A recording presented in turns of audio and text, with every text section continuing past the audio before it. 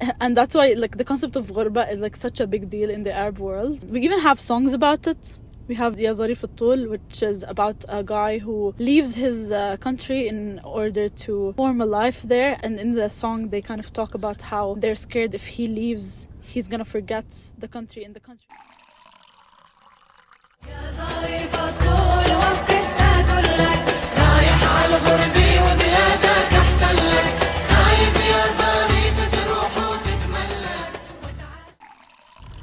Hello everybody. This is your podcast, Tea with Mint, and we are your hosts, Leen and Sara. And this is a special episode, I feel like. I'm currently on a very, very short visit to Jordan, Amman. And of course, I have to see Sara. And we decided to record an episode on the one day that we're seeing each other. You can hear the noises around me because we're on the hunt for sahlab, which is going to be our drink for today. And sahlab is a winter drink. What is it? It's like cornstarch with milk and like a sweetener, I think.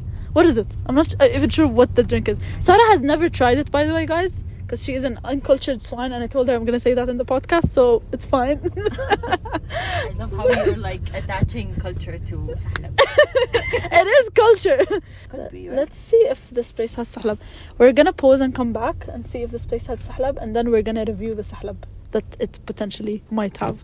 So this was a wrong call on our side, because it turns out this place is a chicken restaurant, so I don't think it would have sahlab. But yeah, we're now on the hunt for the real deal, I think. We're going to a desert place. Hopefully they do have it. But while we're doing that, let me introduce you guys to today's episode, which is kind of relevant to the fact that I'm here right now, which is the concept of ghurba, or the expat experience in our case, me and Sara. And I feel like it's a very different experience to immigration, where, you know, you go and you get a passport from another country and you kind of become citizens of that country. We both lived in one place in the Gulf area, and we have such a different experience of normal Jordan citizens or Jordanian citizens. Okay, good news. We found sahlab, and he put some nuts and cinnamon on it, and now we're gonna do one review, both of us. What do you think, Sara? It's good. It's good, right? I like sahlab. Sarah just discovered sahlab and she likes it. She fell in love. Anyway, we're also eating donuts, but this is from a local branch called Donutry, and their donuts just feel like clouds. Donutry, please. Please, yeah. Give us free donuts.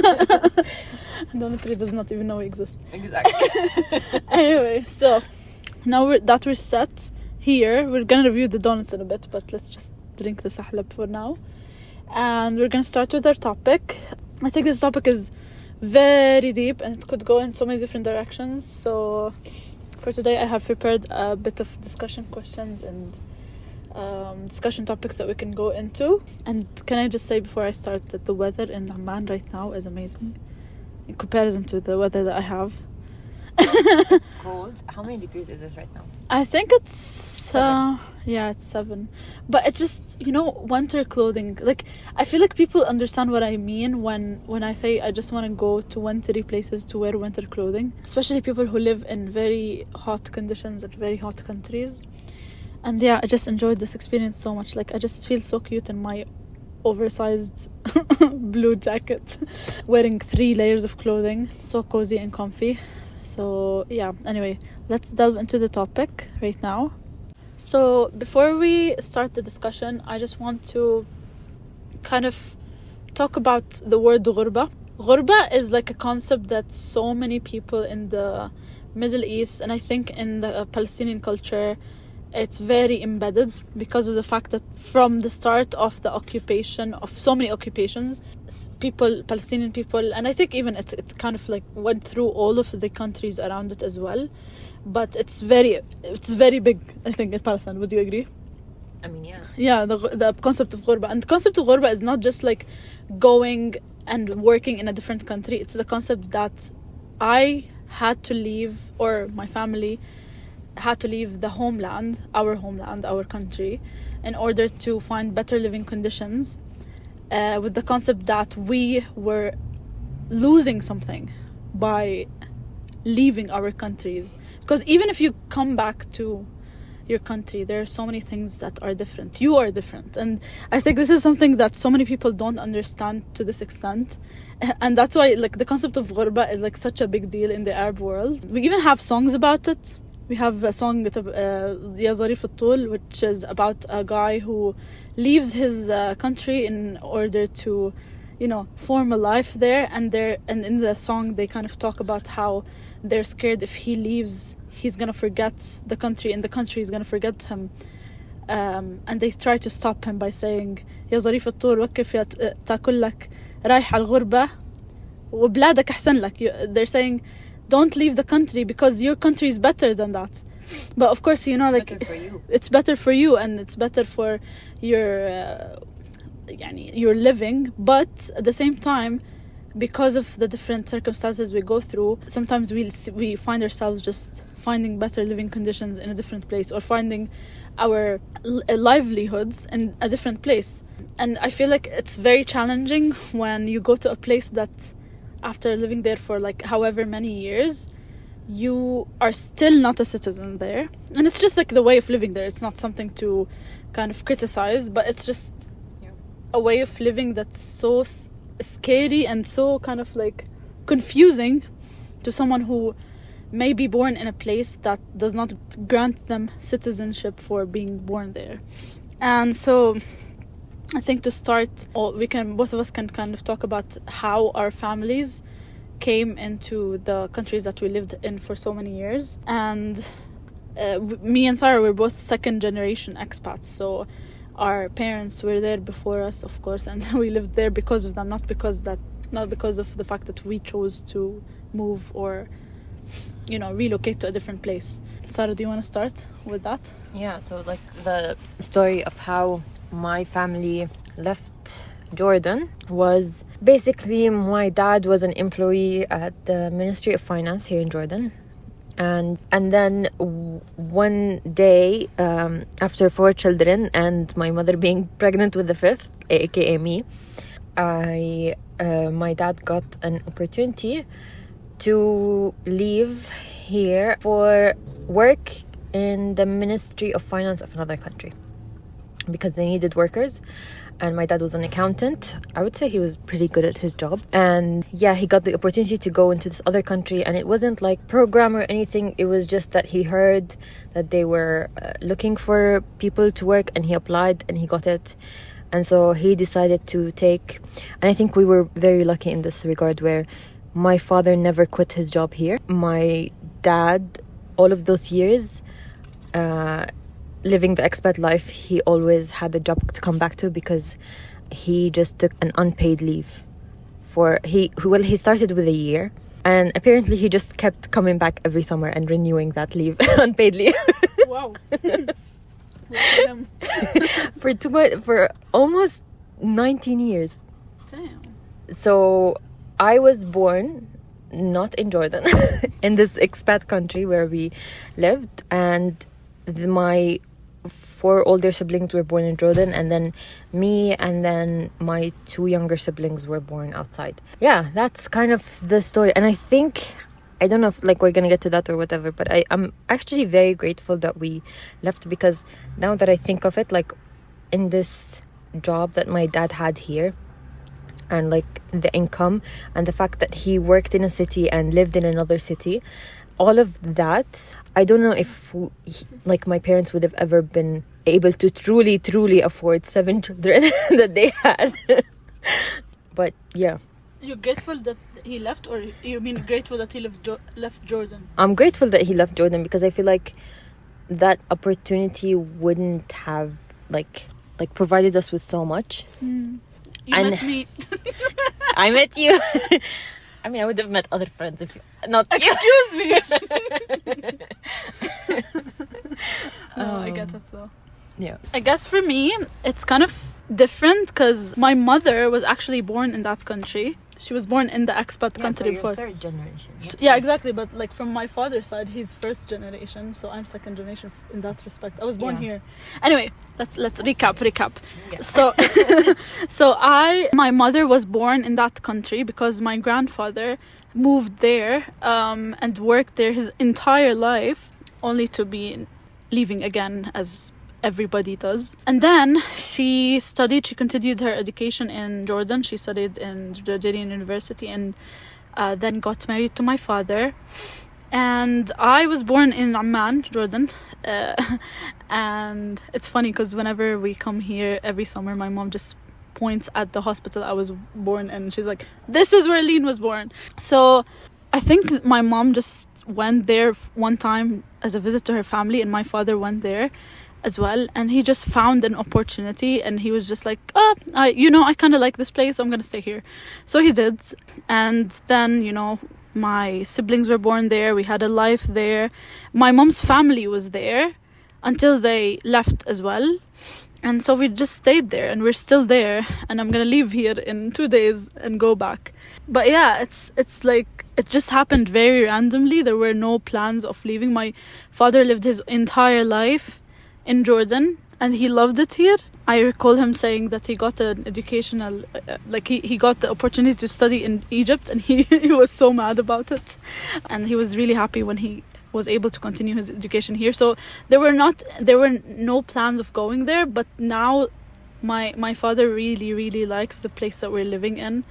And I just see that he got so connected to it that it feels also challenging for him to leave, even though he spent most of his life, or like his formative lives, in Jordan. So I think that gives you guys a perspective on where we're coming from. And yeah, I think I'm going to start kind of discussing how that kind of affected our lives. For me, it's a very bittersweet experience, I think.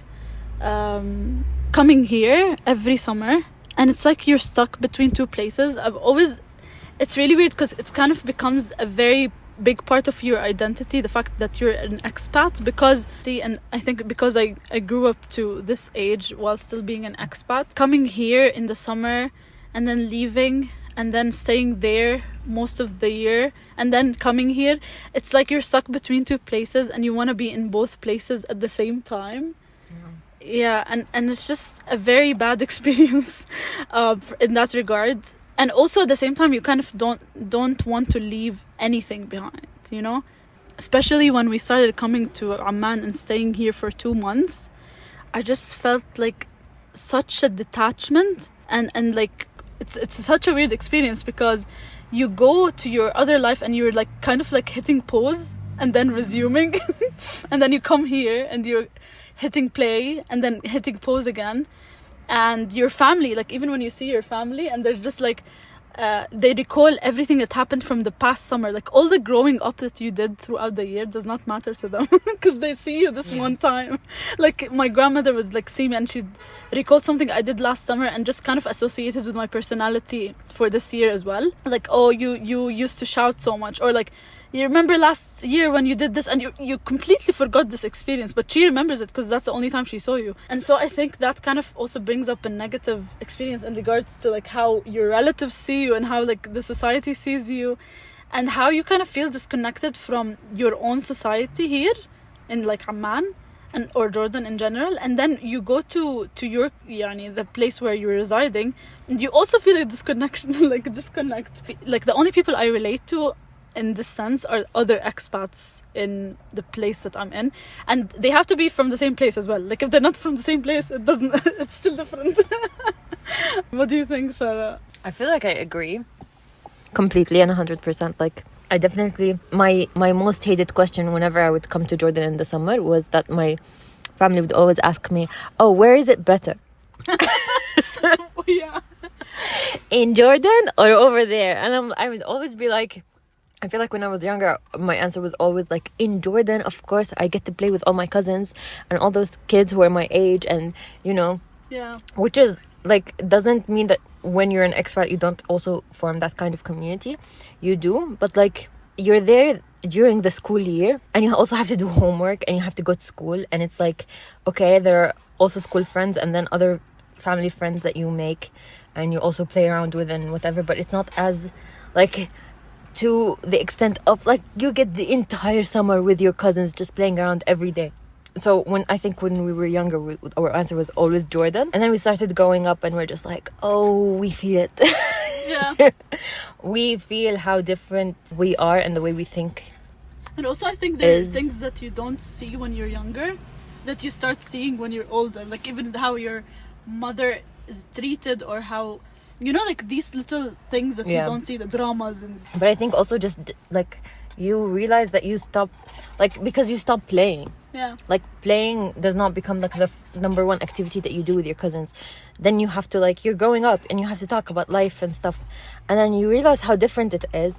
And there's nothing wrong with that, but the fact that you feel like you can't relate because of just how different it is, I feel like that's where the gap starts growing, and that's when the dissociation starts happening of like, do I really belong here with these people who are my cousins, who are my family, or do I belong over there with, okay, but also like over there you know that you kind of don't belong, because I feel like, I don't know how differently it is for your family, but for my family, my dad, almost every year he would tell us this could be our last year, because especially towards the end, because there were so many people being let go of their work. And then there was also like, for my father, keeping his job here in Jordan was always also a priority. So he was like, if they don't let me extend my unpaid leave, then I'm gonna go back. Because he's like, the initial plan was 5 years. Damn. The initial plan was 5 years that turned into 19, and it did not end because we wanted to come back. It ended because, well, my father died. So that was, yeah. And also, like, even before he died, like, he was like, I might be let go next month and we would have to go to Jordan. You all must be prepared for that possibility. Yeah. And so it's like, I feel like we never really felt completely secure in us being there. And we knew that we didn't also completely feel like we belonged when we came here. Especially now that we were all almost like much older. Like, by the time we came here, my youngest sister was like 16, which is like, she understands how life works. Yeah. So mostly, yeah, I would agree about that dissociation, and you would never really feel like you completely belong to either place. And you never really feel like you, like, when, and here's the thing, after we came back, and maybe that's like the difference, part of me still doesn't feel secure. Like, even though this is my country and I work here and most of my family works here, and we are nationals, and like, we have the nationality of this country, there is so much that we, like, on a daily basis, especially the first couple of years, I felt like I don't want to live here for a very long, I'm like, I don't belong to this society. I know I don't. And I know I didn't belong anywhere else. So I'm like, oh, maybe I'll just live 2 years in a different country each year.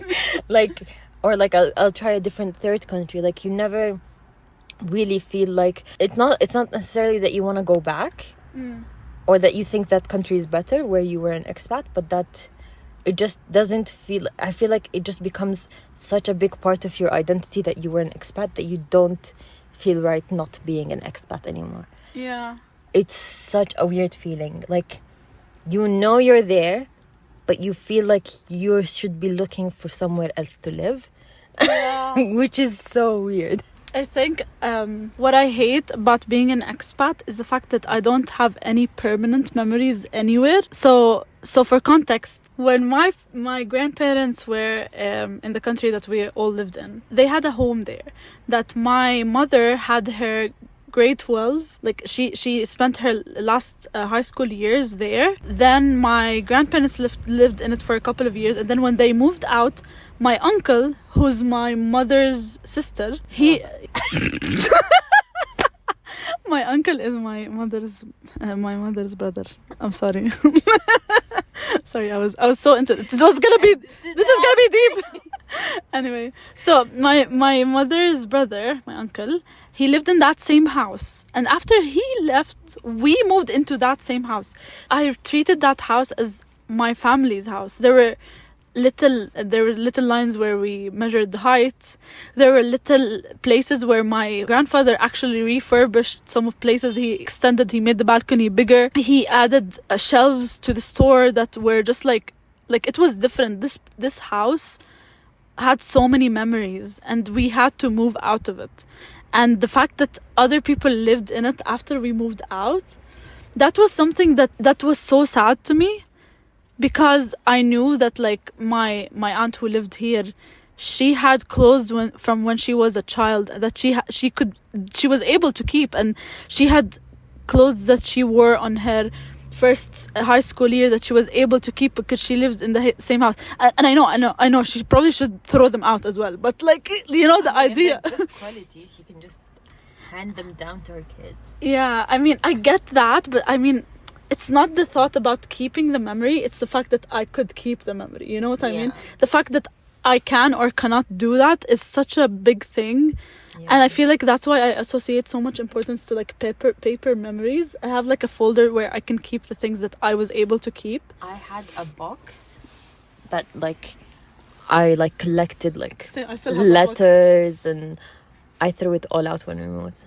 Yeah, because I felt like we had, and like even the stuff that I kept, there's so much. Here's the thing: when you were in a slightly better economical situation than you are now, for example, for me or for us, I mean, I don't necessarily think like that we were much better, but at least like our house was bigger, or the apartment where we lived in was bigger, and so like we had more space to store things. And now that we moved to a smaller apartment in a different country, I had to throw away so many things. Like, I feel like I just became a minimalist because I didn't want to just get things and get attached to them and then throw them out. Because I knew that I'm probably going to even, like, just adulthood. And, like, the economical situation in the entire world is going to force you to forever probably be living in smaller and smaller and smaller places. Or just get super rich all of a sudden, win the lottery or something. But at least that's the thing. I feel like when you're living in your homeland in general, you get to keep most of your memories. And because you never have to move. Exactly, you never have to move. And like I get like some people still have to move, and some people still have to sell their forever home that they had, you know. But the fact that we don't have a forever home and that we always have to rent, and even if you own something, it doesn't have the same feel as owning it in your own country. It just feels so, what's the word that I can use, like so temporary. Passing and temporary, that it's like that feeling of like trying to hold on to things. And I think maybe it's good that we started kind of not holding on to things. I really made so many projects about this entire thing, and the fact that I moved out from my family's house, as like this family house that I felt was a family house, and I made the video. And when I shared the video over the family group, everybody was so sad about it too, because it just had so many memories. Like the paintings on the wall, not the painting, like the paint, like the actual color that was there, because my grandfather was an architect, and he cared so many things about decor, and everything was touched by us. Everything was changed in a way, and just leaving that behind felt so unfair. It felt so unfair, and I know it's fair, of course, it's like this is the way it is, but it just feels so unfair to me. And I think this is something that we all as expats we feel, and even like your home here kind of becomes something that you're treating as like that's the you treat it as temporary. And the thing is, like, you care more about the home that you live in most of your life, which is in that expatriate country. But the thing is, you're gonna come back here. And your house is made of all the things that you didn't want in your temporary house. So it's such a weird thing to like navigate and like plan and like know when or how it's gonna happen. God. Or like when your mom is like buying furniture and shipping it to Jordan because she thinks like the furniture in this other country is better, and like we ship the furniture here, and then it's like too oversized for our apartments here. Or like, I remember for the longest time my mom got these like, they're like just covers that you cover yourself with when you sleep. And so like like blankets. Yeah. Oh, okay. And she just like had them stacked on top of our closet back when we were expats, and then we were not allowed to open them because these were only allowed to be opened when we moved into the house that we were building here in Jordan. Oh my god. Yeah. And like just the excitement of like what that built for us. Like we wanted to go back to Jordan and there's like, we're just like, we wanted to just open the blankets and and sleep with them. You know the concept of like summer clothes? Yeah. The clothes you wear when you go to Jordan. You can't wear them if you're there. You can't wear them in the country that you're living most of your life in. No, the first wearing of that clothing is going to be in Jordan. It's kind of like Eid clothes, but like it's more exclusive because you have to be in a different country. Like you can't even wear them in that same country. Yeah. Anyway. We ended up opening them before. But in Jordan, it had to be in Jordan. Like we shipped them to Jordan one time with us, and we opened them in our like house that's in another city, not in Amman. And we like that was our like where we stayed in the summer, and it wasn't the house we were building, because also I think this is like a different thing. We lived in Irbid, in Jordan, in Irbid, and so every summer because that's where both our like my mom's family and my dad's family are from. So we just had a house there, and my dad, because he used to work in Amman, when he first went outside and started to like make some money, he bought a land in Amman because he's like, if I'm ever gonna get back to my job, I'm gonna want to get back to it and live in the same city, so I don't have to make the journey every day from one city to another just to go to work. And so we were building a house on that land. By the way, the house never got finished until we completely came back to Jordan, and my dad wasn't alive even to see it. Yeah. And that's like, so I feel like that's also for me personally, because like my dad did not die here or was not buried here, and there are so many things where we needed to like basically just move on without him. And when we left that country, it was like, it wasn't just like leaving memories behind, but we also like not memories of the place, but also a memory of a person. And that's like, I feel like it's just worsened the blow for us as a family. Yeah. And I remember you moved before your family because you had to continue your education. So you started university and your brother was here. Like you were alone kind of dealing with all of that as well. For 6 months. I moved before the rest of my family. Not all of my family, like 2 of my brothers were already here for university, so I just stayed with them. But that was 6 months before like my mom and my sisters and my little brother moved. Yeah. I think that was, I don't know if it's like the most depressed I was in my life, but I was pretty depressed. Not just because of like what I think, it was just like a number of things, and it was all happening at the same time. And all of a sudden I was alone, and like again without first year of university, moving out of a new country, dealing with like grief, and without my family and without my friends. I remember that so like I remember she was like, I was already kind of dealing with my own stuff, and I remember she was dealing with her own stuff, and we were just both dealing with it. But like I remember it, like I was feeling so challenged, and like I still had my support system, like my family around me. And like I remember like Sara having to cook and like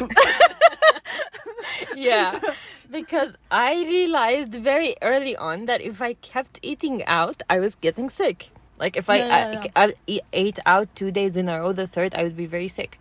So I just started cooking for me and my brother almost every day. Like I think we ate out like once a month, which is barely anything for somebody who I was 19, never cooked in my life more than eggs, because I am somebody who hates cooking, and I made a point of never entering the kitchen if I didn't have to. And I always had my mother or my older sister to cook for me.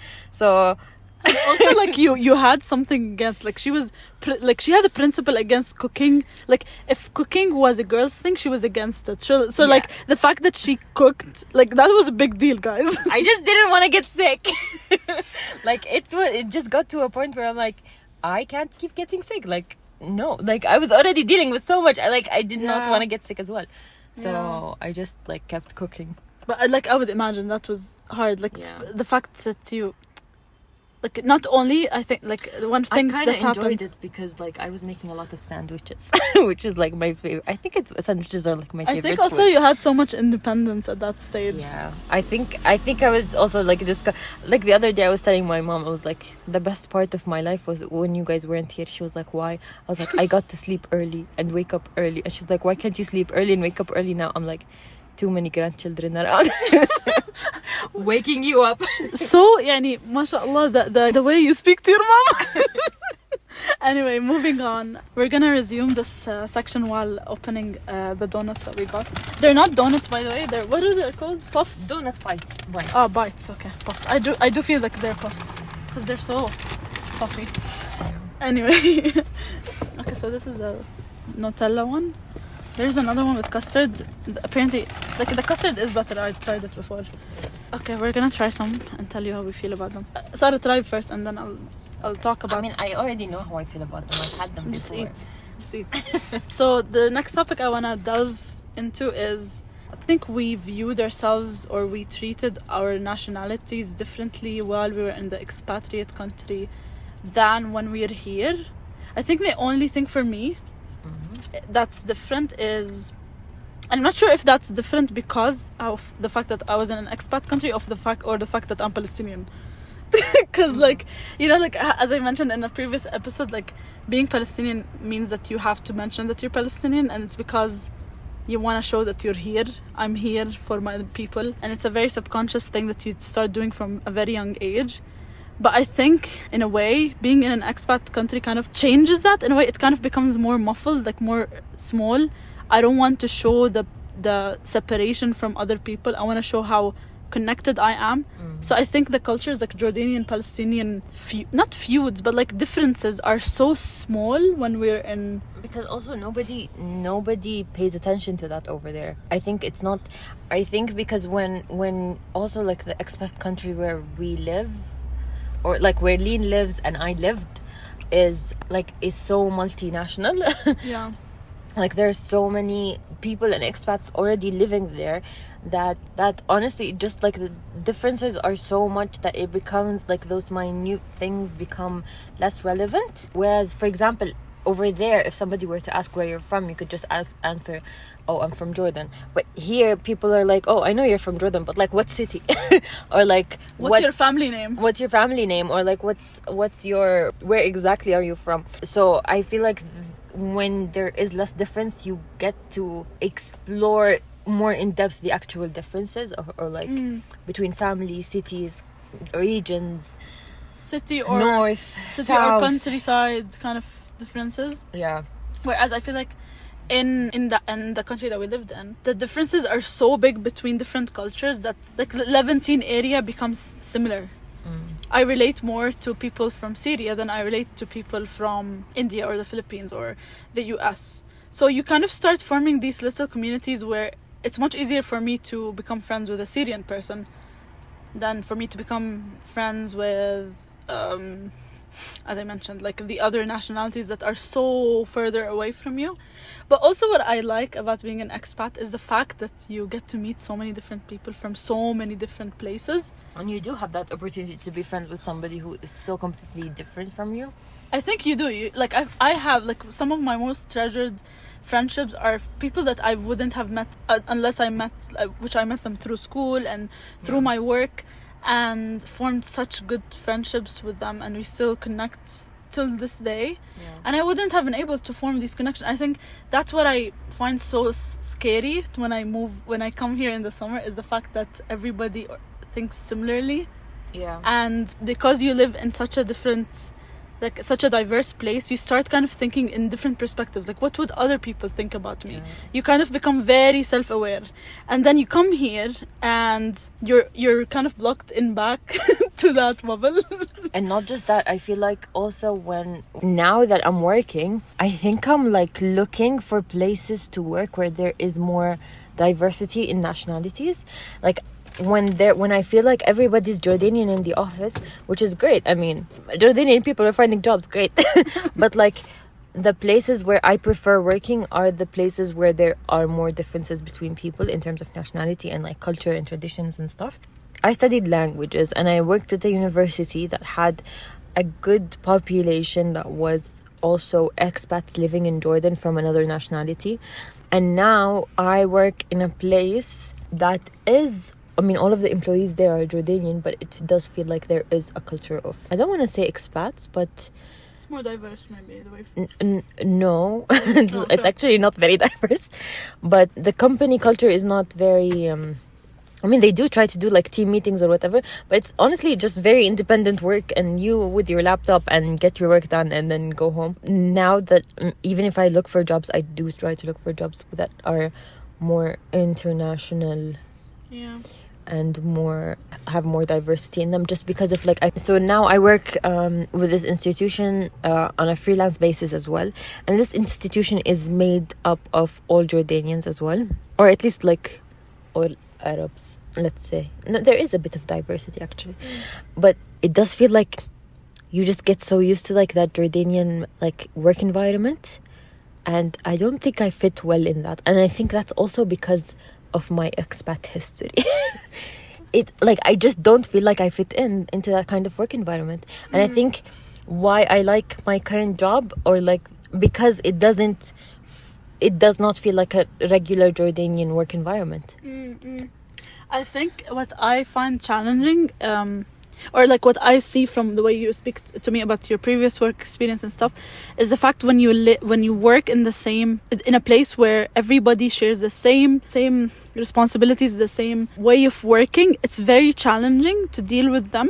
I don't know, it's like there's no rule holding them, right? Like but when you work in a diverse environment, there's no such thing as I run on Arab time. There's no such thing as this is how we do things here, because what and I also feel like people are more respectful because they understand that they don't completely understand.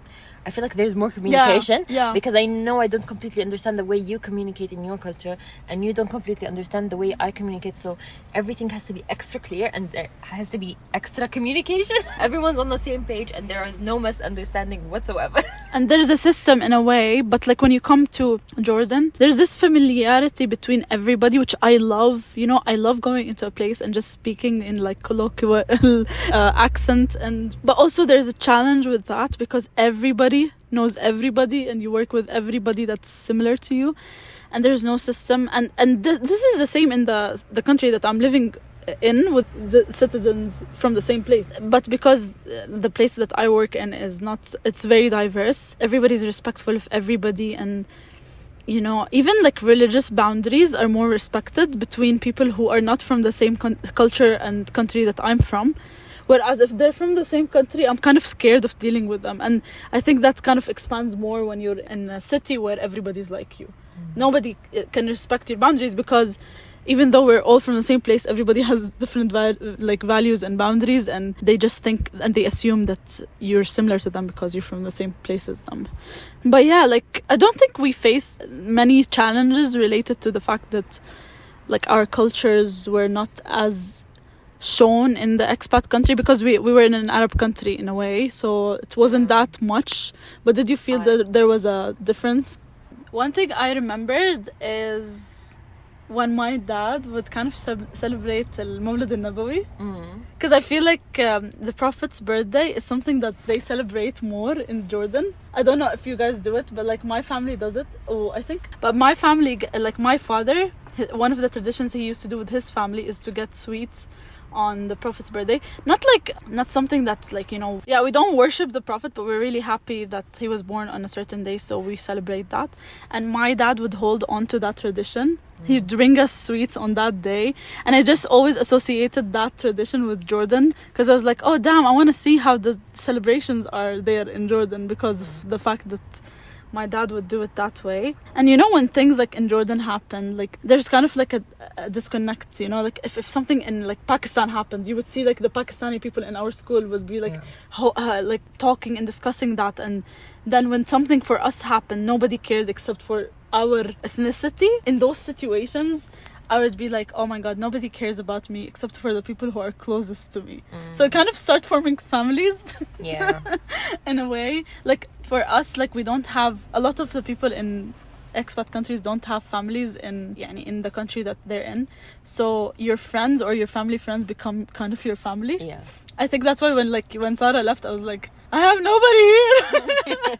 Especially for my first years at university, I just felt so disconnected. The university I was in was a public university, and everybody was from the same country, and I was like you would see me and like you can pick me out of a crowd. I was like that different. And especially in the year that I joined, nobody else from other countries were joining. I was the only person here. People would ask me if I was a professor, because they would not even understand the fact that another person from another culture would be coming here to learn. They would be coming here to teach, you know. It doesn't make sense. And so like it was very hard for me to form friendships, but alhamdulillah, I have friends now also from this country, but there's always this difference. And like some people, it's way easier to get over it because they have shared experiences like me. Like I have a friend who's from that country, and I have more shared experiences with her that I kind of she understands me, I understand her, even though we come from different places. But other people, no, I don't think I would say the same about them, and it's very hard to connect about certain topics that really matter to me. And I think like it's kind of getting late right now. It's very late, and we kind of had to end this, unfortunately. What do you think about this episode in general? I think it's nice. I think maybe this is the first time I admit out loud how much, like, not just like, I think I always realized that I was dealing with a lot when I first came here, but I think this is the first time I've ever said it out loud. I think I was always curious to ask about that of Sara, but I was like, I don't want to get, like, I don't know, I just was scared, like, because I know it's an emotional topic for you. So even when I was planning this episode, I was like, oh my god, I don't know if I want to get into that, but I think it's like important to kind of delve into it, because so many people have dealt with that same way of leaving the country. And here's the thing, again, I do feel like a part of me will always belong there. I mean, I was born there, my dad died there. I will always want to go back. I don't know if I ever want to go back and live there again. I think the farther away I am from that place, the less attached I feel to it. But I think I will never completely feel whole without that place. That place will always be a part of me, I feel.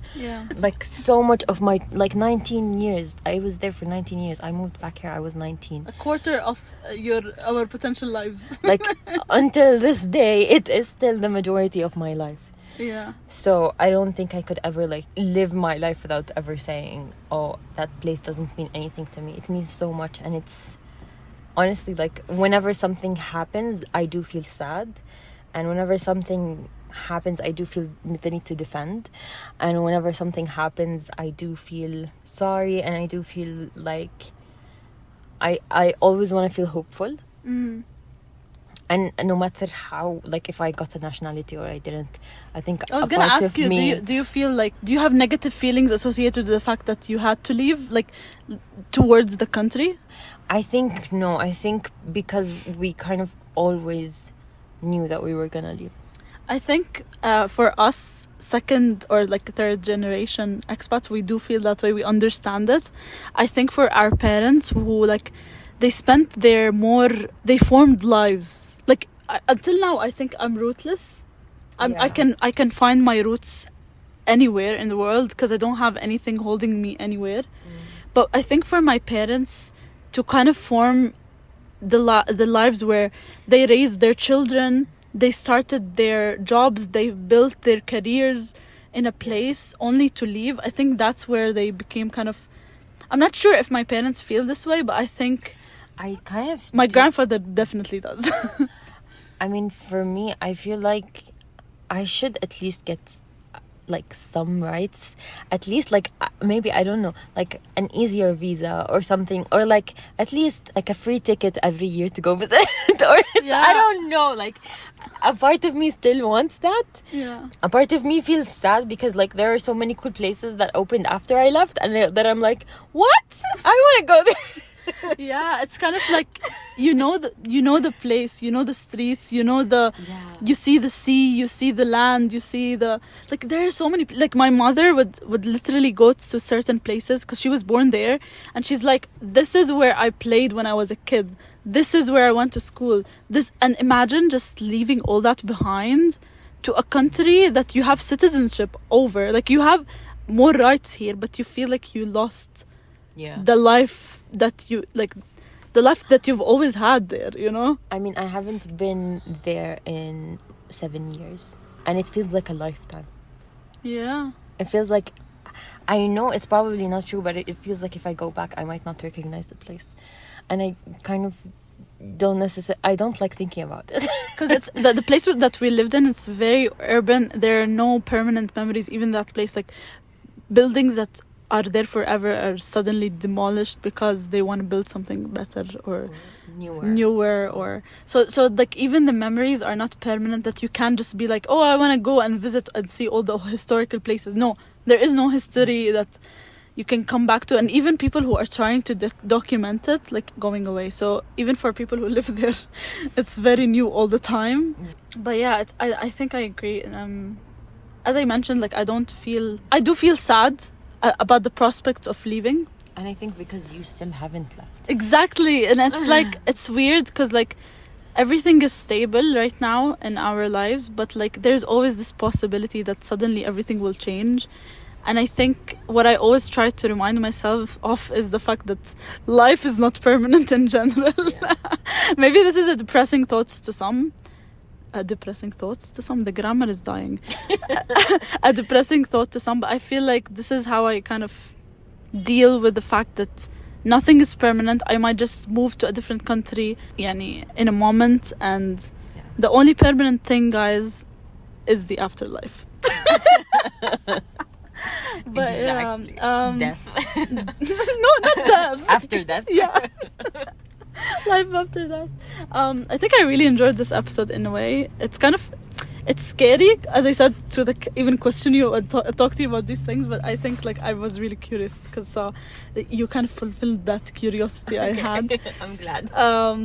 But yeah, I hope I did not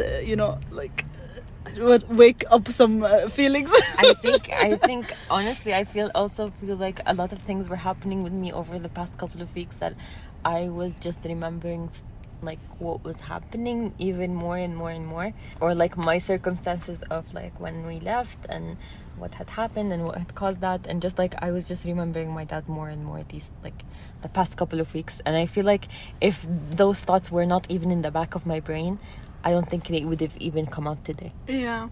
Even if the topic was appropriate. Yeah. Well, thank you guys for hearing us and for listening. And listening. Hearing. Hopefully they're hearing it also. Not only listening.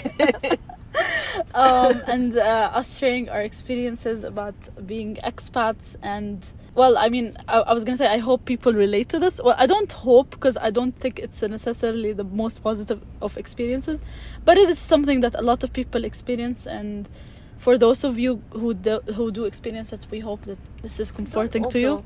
I don't also necessarily think that it's also always negative. It's not negative, bad. but it's as I said, it's a bittersweet experience in a way. Yeah, and we're grateful for that, and I think it's formed our identities in a way, and we're just glad we shared them with you guys.